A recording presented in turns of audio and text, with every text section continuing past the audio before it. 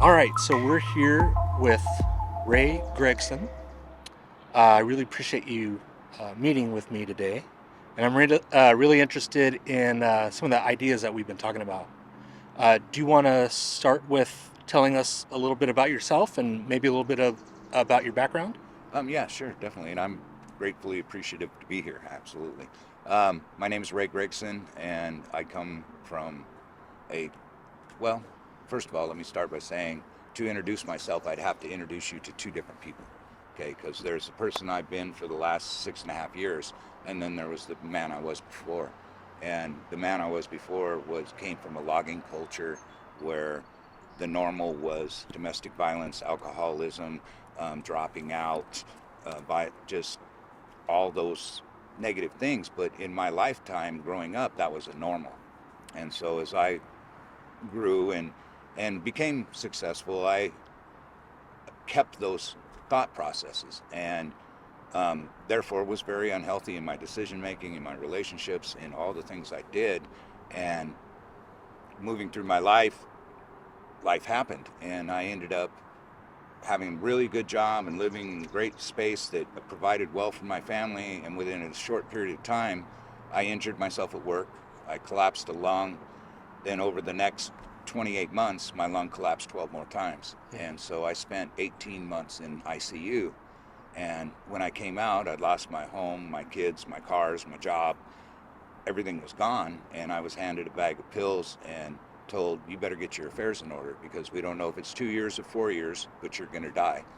And let me just say that I don't think that a medical physician should ever come to somebody and say you're terminal. I think that they should say, you've exceeded my ability to treat you, and you might want to look for other avenues at this point. Because that statement put me in a space of, well, if we're going to die, let's get this over with. And, oh, I'm terminal. And, well, I'm just living to die anyway. And that affected my behaviors. I ended up having a lot of contact with the law, in and out of courts, just all these things that just seemed to steamroll due to that statement. And for the next few years, I was homeless and living on the streets of Portland. And finally, and they kept giving me more pills. You're terminal. You want more pills? Oh, yeah, give me more pills. And finally, I was tired of homelessness. I did get my Social Security through after 4 years and moved to Washington to pull my life back together. And in another event, CPS stepped in because there was some domestic violence in my home due to my decisions and behaviors and the household's beliefs. And from that, I'd raised 10 children to that point. And from there, I decided I am not going to lose my youngest daughter to the state, to the foster care system. And that's when failure was no longer an option.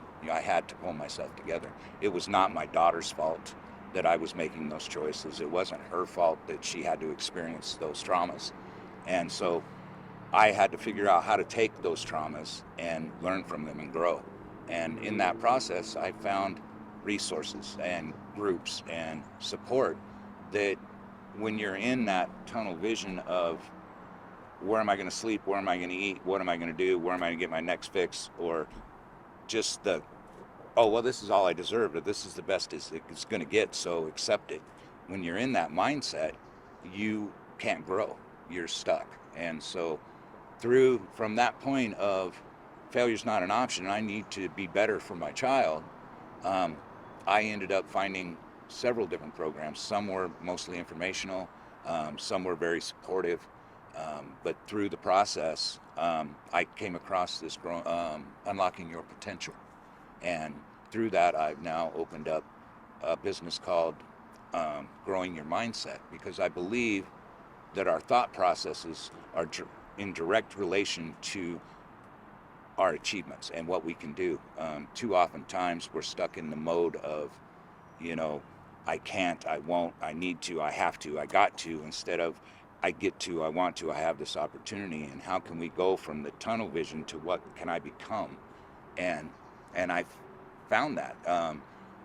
One of the first modules in the class I give says, if I asked you if you could complete an Ironman triathlon, how many people how many people here would say they can, you know?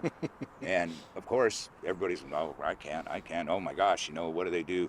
A 26-mile bike ride, and then they swim for, 5 miles or something, and then they run for a bunch of, no, I swim, I sink like a rock, and bicycle for 26 miles, you'd have to surgically remove the seat. But but in reality, Not your idea of a good time. no, but in reality, if you take that same question to a bunch of kindergartners or first graders and you say, hey, can you do an Ironman triathlon? Oh my gosh, I can. And then they're asked, well, what is it? They don't even know what it is, but they believe they can. And it's been shown that we lose that I can mindset by 4th grade. And so me learning these different steps and programs and classes and getting the understanding, I'm now a peer counselor, I'm a case manager, I'm a resource guide specialist for 3 counties here in Washington State. I'm on the SUD Certification Advisory Committee for the state of Washington. I'm a Family Youth System Partner Roundtable Tri-Lead, which is a program that brings people together to talk about their needs, their wants, and the gaps and services in their community. And I'm the Tri-Lead for 5 counties. And this all began because of a CPS case. The worst thing I think that we do is make excuses of why we are where we are, or because we grew up the way we did, this is all we can be. Because at any point we can turn that around. You can say, no, I'm no longer going to live like that. No, I'm better than that. And when you get to that point, when you find that mantra of failure's not an option, and you get the why you're doing it, the how seems to present itself. I'm no better or more unique than anybody else. It was all about my mindset. I quit getting up and living as if I was going to die, and got up about living about how do I fix this, what am I going to do better, and how do I improve myself. So our self-talk, our self-worth, all this is what determines the distance we'll go in life, in my opinion. Can you go a little deeper into those organizations that you mentioned, and what those organizations do, and how you help fill in the gap? Okay, so we'll take the Dispute Resolution Center for an example. I'm their resource guide specialist for, like I said, 3 counties here in the state of Washington. And what they seen is when people were coming in for family mediation, small claims mediations, or whatever the case was, that they were seeking the Dispute Resolution Center's assistance, we found that there were a lot of underlying issues that were going on. And I have taken the basic mediation training twice, but I'm a peer counselor, so there's a little bit of a difference in mediating and being a peer support. But they seen the value of me taking 16 classes and having to find these on my own. When somebody comes in now, they can be referred to me. We can have a little intake process where I talk with them for a short time, and then we can set that next right step plan for them. We can hook them up with work source development. We can help them find housing resources. We can help them navigate support groups. A lot of people come through in a domestic violence situation, and due to their conditioning of their upbringing and everything, they don't understand a healthy relationship. And I took a domestic violence support group, and I hardest part I had was the boundaries of it. I had to take a 12-week course. I went through it for 2 years. I kept coming back going, I think I need some more support on this part. My boundaries. It helped you realize what you needed, right? And support-wise. And that's what I think most of us don't understand. And these programs, they're starting to see it a little more. Everybody's looking for gaps in services. But I really think that we're missing the self-education. That how do we believe in ourselves? What is self-esteem? What is self-worth? How do we find these support programs? There's a reason we got where we are. And how do we fix that? We can make an excuse or place blame, but the worst thing about an excuse is they're all valid. It's something that's happened. Now, how do you take that trauma and grow from it? Take that responsibility of, it doesn't matter whose fault it is. It's my responsibility to take this and grow from it. And so that's my mindset and my focus now, and it's changed my life. Another one of the organizations that I volunteered with is the Family Youth System Partner Roundtable Program, and that's a statewide program. But it brings community together to talk about the needs, wants, and gaps in services for their communities and their families. We bring system partners in with family partners, and then we discuss, struggles that families may be having locating services or resources or whatever the case is. We also do some outreach, and so in August we are going to be putting on a free skate night for all families in Grace Harbor County, and so that's a wonderful thing that we get to do as a collective and a community-driven program, and that's what inspires me to stay engaged with these things. They're very, very passionate about making sure the family understands that they have support, and I think that that's a big deal when you're struggling with children that may have mental health or trauma that they've been through. I also help on the board with the Beyond Survival, which is a sexual assault support program that does some amazing things for youth in the area. So I really enjoy being a part of this, and I think the thing I get the most out of this is what I am able to show my youngest daughter now. She can believe in me again. I get that relationship where we can have those difficult conversations because of the support that I've received, and also to watch her grow. She was actually the youngest tri-lead for that same Family Youth System Partner Roundtable program in the state of Washington for 2 years. And she speaks out for the LGBTQ community. She speaks out against bullying in her schools, and just is an incredible young lady that I just know is going to grow up to do some amazing stuff. But had I stayed in that world of, addiction, trauma, despair, she would never have the chance to experience what she gets to experience now. And it's not that it was easy, it's that we have to decide where are we going to place our focus. If you're walking through the woods and you're shining your light over here and walking this direction, you're going to walk into a tree. So obviously you put your flashlight the direction you're walking. Well, that's where we're placing our focus. So are you focused on where am I going to eat, where am I going to sleep, oh, what's the next bad thing that's going to happen to me, or are you focusing on what can I become, what is it that's holding me back, and why am I in this space, and how do we move from that? So what are some of the challenges that you face in implementing your program? Well, what I see is that we have a lot of wonderful programs out here that are trying very hard to impact our community. And they do wonderfully well at their little niche, what they do. And no bad toward them. I think that it's a wonderful thing, but we become siloed. And so we're not sharing those resources. Somebody will come in for housing and they get their housing and they leave, but they don't have that next right step. I mean, we have several programs, the HEN, the HARPS, the Zebras, all these programs where somebody can come in and they can get their rent paid for 6 months or a year, and then they can access LIHEAP and get their light bills paid for an extended period of time, twice a year, I believe it is, and yet nobody's helping these people with some life skills, with some self-esteem, with some self-worth. For me, I believe that the gap in services is self-education. Some of the things that I run into is nobody wants to share their participants. I think if we got together as a collective and started signing some ROIs and shared that next right step. ROI, can you explain what that is? Release of information. Okay. So, and it's a simple form. Somebody's coming through mental health and they're engaged in a support program. The support program obviously should sign an ROI with that mental health person to make sure that person is coming to their meetings, attending their IOPs, whatever the case may be. IOP is an intensive outpatient program for somebody coming through recovery. So that should be the norm.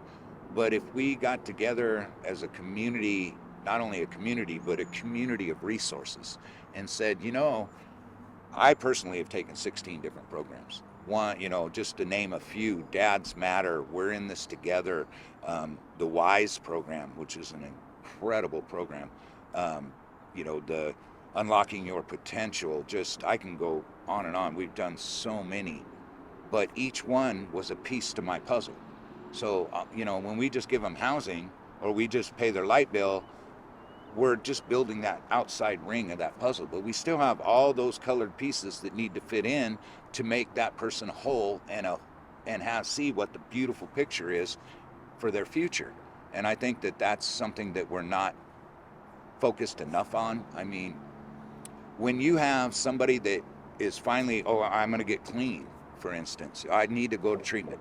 They go to treatment. Oftentimes when they get out, it's on a Friday night at 10 o'clock at night, and they're dropped off in a bus stop in the town they used in with no support, nowhere to go, and told, well, you did great. We're so happy you did this. Keep up the good work. But they have nowhere to go. Who are they going to go to? They can't go to family because they burned those bridges during their addiction. They can't. Nobody wants to sleep on the streets, though a lot of people, unfortunately, have to. So they end up going into one of these houses that they've used with before. And obviously, if you hang around people that are doing that, eventually you'll fall back into that behavior. And I think that that's one of my biggest barriers that I run up against is, how do we support these people beyond just getting them treatment, just putting them in that house, or just paying that bill? We have some, like I say, some wonderful programs. The food bank feeds a lot of people, but if they don't know how to cook, what good's that food going to do them? And I think that during your addiction or your trauma, oftentimes you lose that focus or that ability to focus, to where you lose that skill set. What's it mean to have a relationship with the landlord? You put somebody who's been homeless for 2 years into a house, they've separated themselves or withdrawn within themselves so much that they don't even understand what it means to have a relationship with the landlord.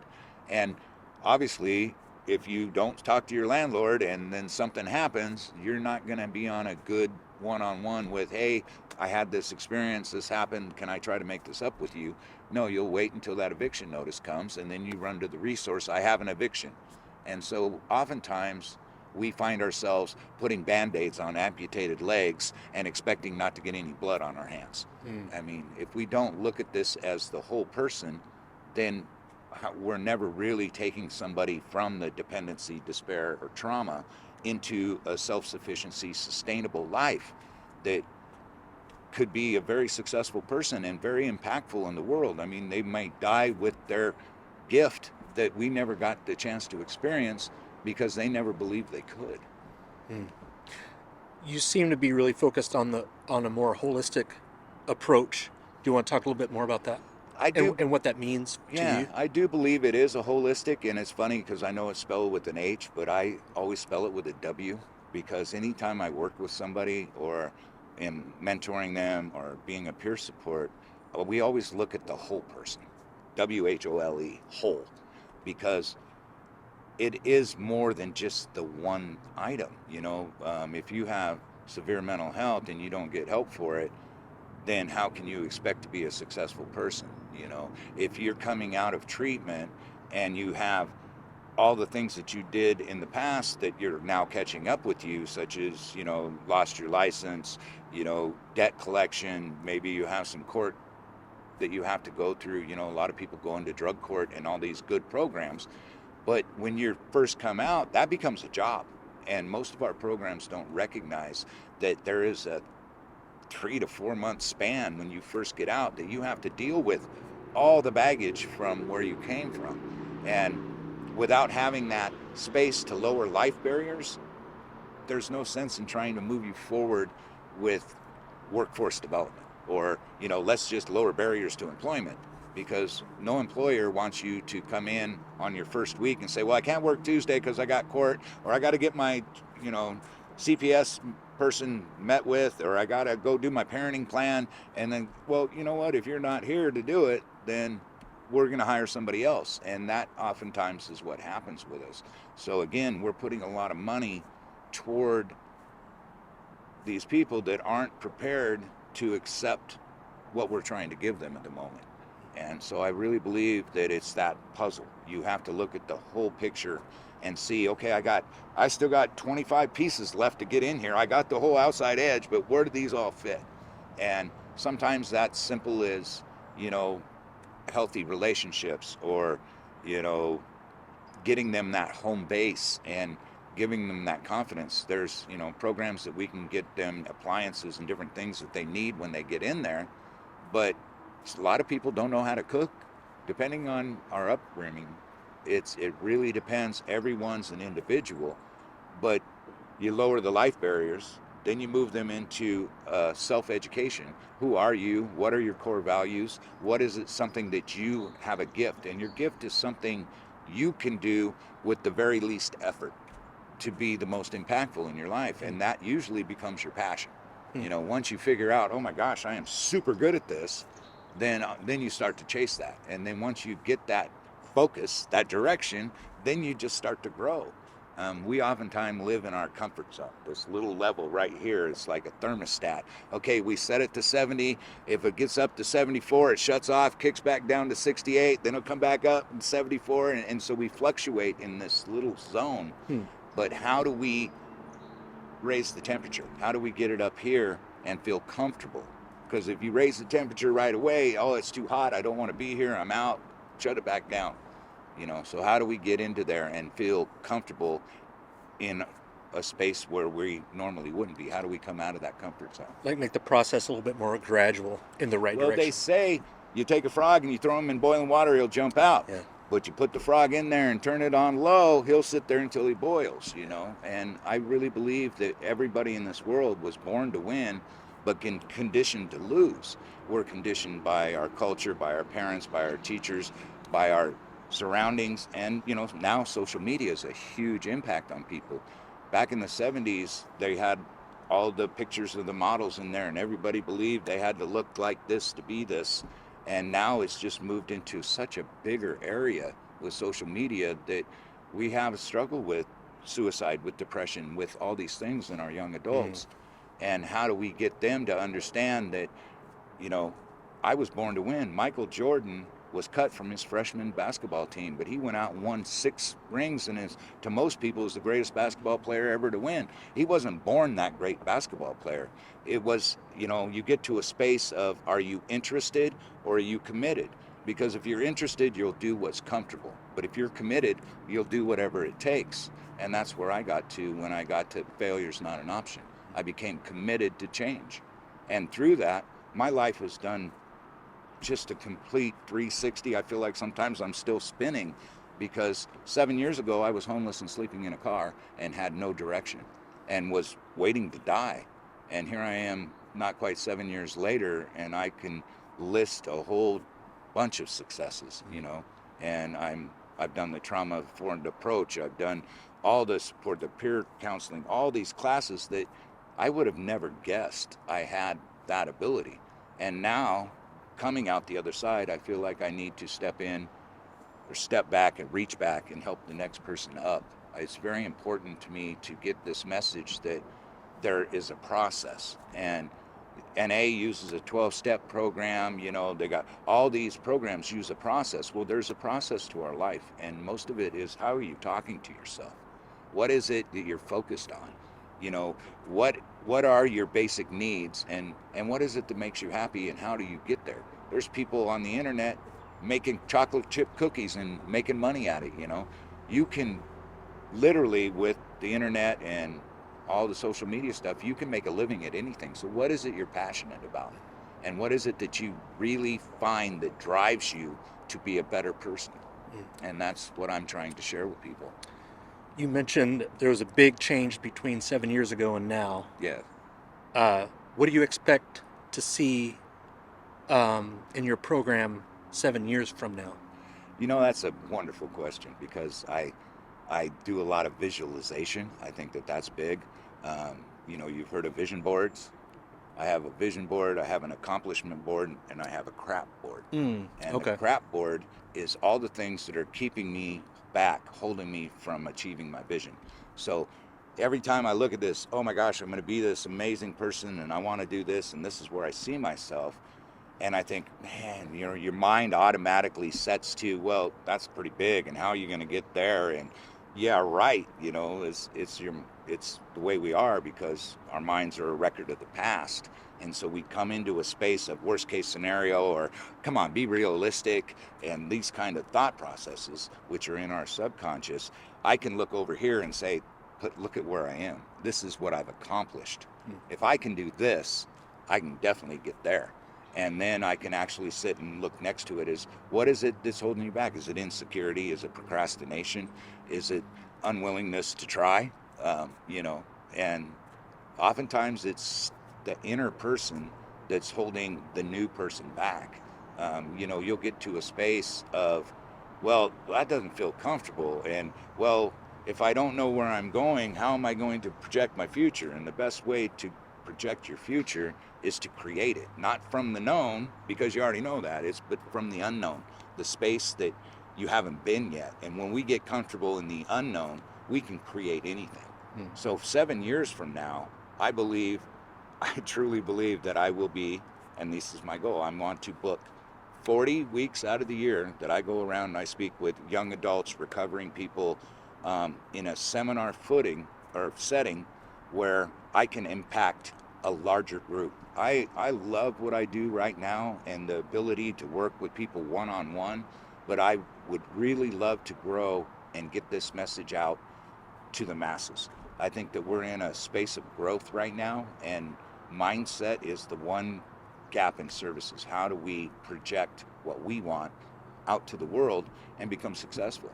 And so 7 years from now, I don't know if I'd call myself a motivational speaker, but I definitely have a message I want to share, and I expect to be on a larger stage and just being the ability to make enough money to fund and educate other people to help bring this message out. The more people I work with that are successful, then I can bring them in and show them this education piece. We can teach anybody a skill. So I can teach them that skill, but their lived experience takes it to the next level. I mean, you got to have that mentor, somebody who's been there, done that, that can see something in you that right now you don't see in yourself, that can take you to a place that you don't think you can get to, but they know that they've been there and here's the path. That walk with me, not do for me, and not the hand out, but the hand up. And I think that that's what it's going to take. Muhammad Ali won the title 3 times, but he never won one without Angelo Dundee. I always do the sports references, but these people were told that they weren't good enough, that their culture, that their whatever, what made them know you'll never be. And they would not take no for an answer. They said, no, I will be. And these people winning gold medals, they commit to that. They are out there, they're practicing, they have tutors, so they aren't in school. This is what I'm going to do. And they go out there and they win those gold medals. But it isn't something that's handed to them. They're not born a gold medal skier.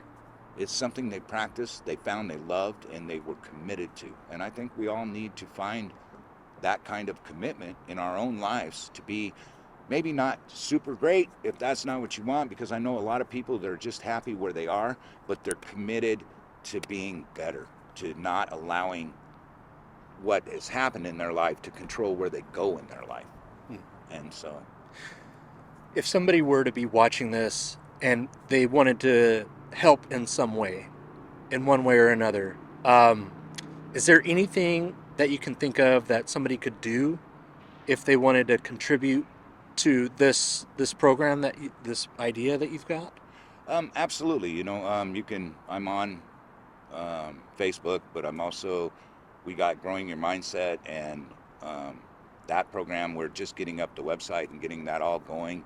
I've tried a couple different ways of getting this kind of message out, and this is where I've came to, what is it, Ray, that you do best, and what is the message you want to go out there and get? And I've come to this education, self-support. How do we hold ourselves up and grow from that?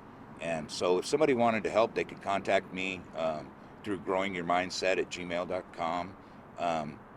I'm willing to meet with any other programs that may be interested in using this. I've made the seminar version very affordable so that any program, nonprofit or otherwise, could use it.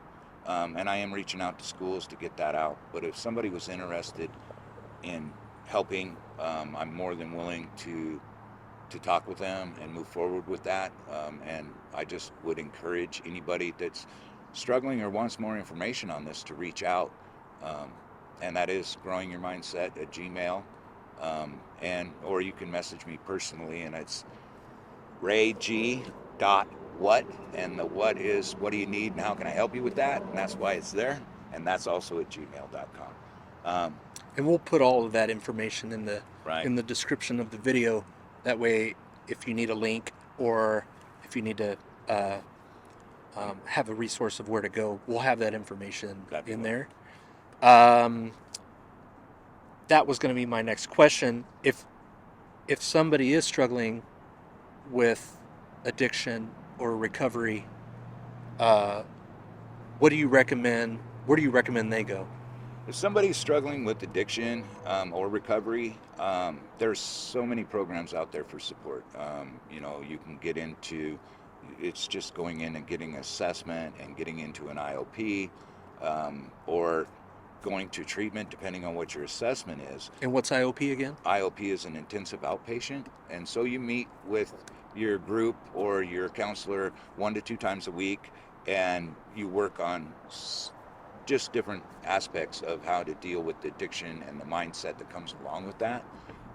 But there's so many programs out there that will get you into treatment, that will get you even house. Some of them are really getting good at getting the housing aspect taken care of while you're in treatment. So when you come out, you get your rent paid for 6 months so that you can get back on your feet. And that's the direction I think that we need to go more. Is it's wonderful to get these people that are ready, and you got to, when they're ready, we need that bed open then, because 2 days from now they've relapsed and they're not ready again.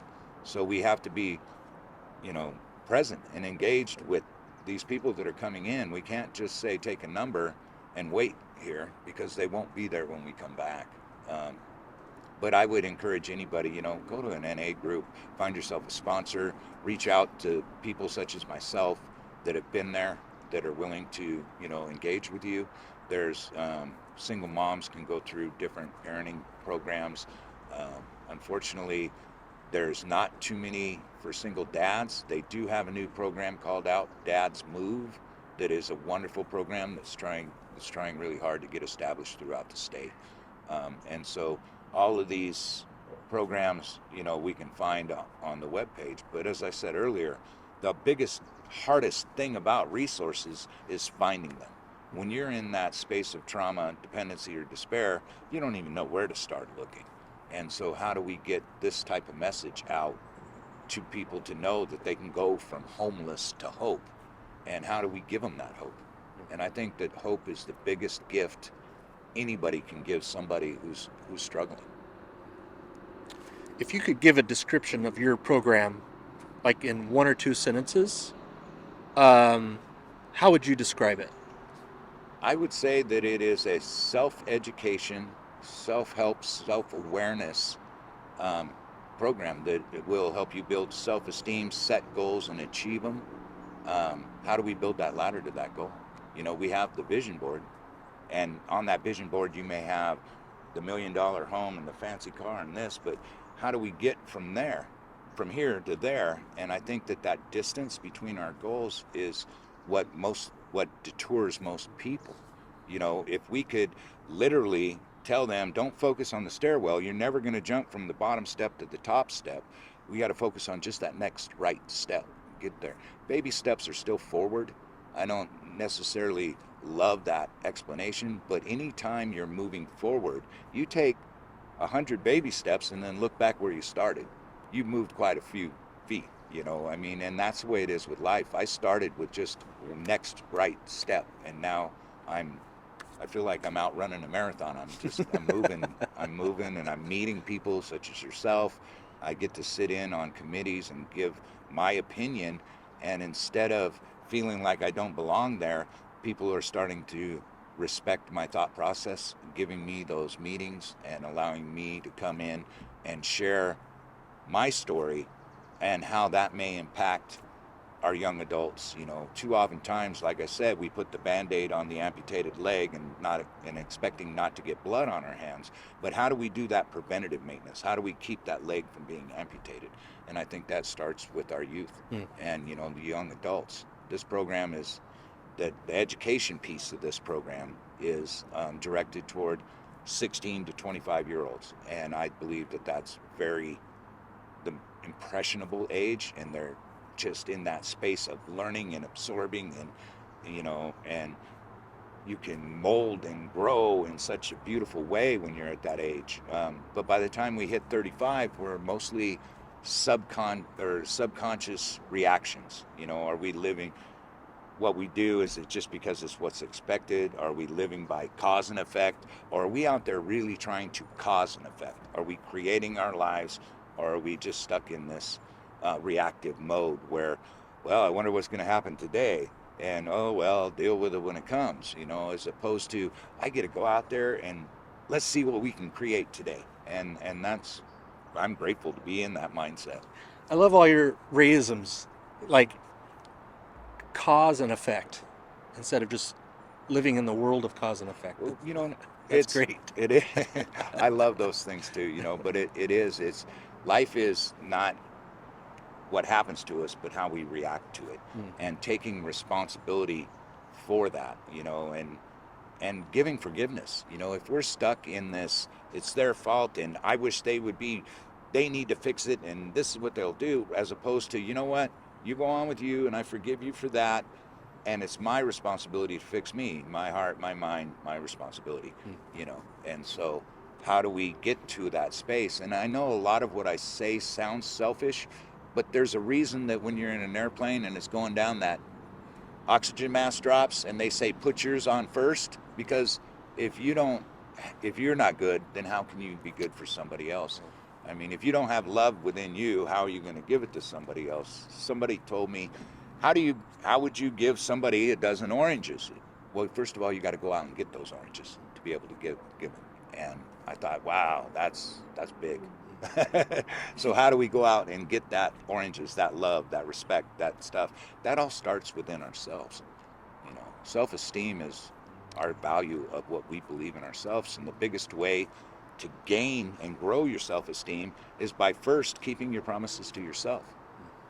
Too often we let it go. Oh, well, that's happening. Well, I expected that or this, but the fact is we control what we do, and mostly it's by our self-talk and on our own belief system. So it'd be fair to say that your program helps build ladders for people's self-awareness goals? Absolutely. It is it's a stepping process, and I love that. I love to use the ladder thing, because say you wanted to get in better shape. Well, the first thing you got to do is get up in the morning, get your workout clothes, get in the car, drive to the gym. Then you got to get out the car and go in the gym. Then there's a process. There's steps. You don't just, okay, I'm going to be in shape, and here I am today. And everybody says, oh, I'm going to go in shape and I'm going to exercise. But how many of us really sit back and think about innercising? How do we fix our mindset? How do we fix our internal self? If we live in stress, we're releasing these endorphins that often make us sick. And if our minds can make us sick, then why can't our minds make us better? And how do we access that? And how do we grow into that space of belief that I am the creator of my universe, and I am the one that determines the direction I go? I mean, your attitudes are contagious. If you walk into a room and somebody walks in and you're like, hey, Joe, how you doing? He's like, oh, right today. You usually don't want to talk to him. But if you walk in and they say, hey, Ray, how you doing? Oh, man, I'm doing great. I'm stuck somewhere between stupendous and incredible, and I'm just kind of bouncing around, don't know where I'll land. That guy's either going to go, he's crazy on something, or I want some of what he's on. Right. But if you do it for a long enough time, pretty soon you come in and they're like, hey, Ray, how you doing? I go, pretty good, Joe, how you doing? He's like, oh, man, I'm in one of those moods too. Let's do that. And before you know it, your whole crew is working together and happy and cheerful. But if you walk in and you're depressed and you're grouchy and and you're just always in a bad mood, people will avoid you and they don't want to be around you, and that's sad that we have to be in that space when it's all about our mindset. I mean, if you're applying for a job, or you're the employer, and two people come in applying for a job, and one is very, but he has done this work before, and then you have this other person that is just a go-getter, happy, but he needs to be trained. Which one are you going to give the job to? The one with the good attitude, because that guy that's all grumpy and upset all the time is going to affect your other employees. And anybody can be taught a skill, but you can't be taught your attitude. Your attitude is something you do within yourself. And so I really believe that our mindset, and that's what I try to help people find in themselves.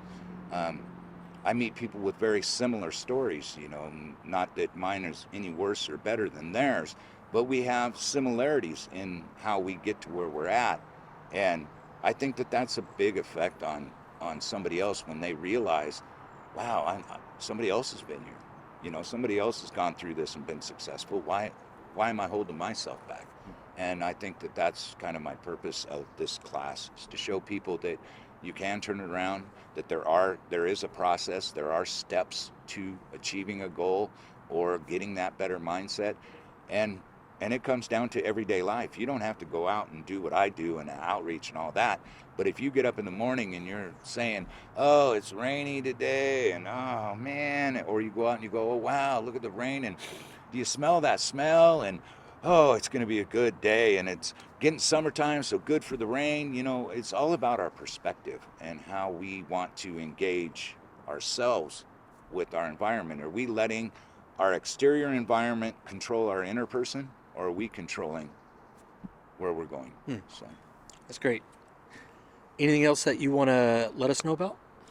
I think that I just hope that this gets out to the community, that we understand that there is a process, and that self-education, self-worth is a meaningful part of that process, that we need to give space for somebody's life barriers and allow them that opportunity to be successful. Because to put somebody into a space before they're ready and then expect success is not okay. I mean, what's it, doing the same thing over and over and over and expecting change is the definition of insanity. But when you want to new reality, when you want to be a new person, when you want change, you literally have to become somebody else.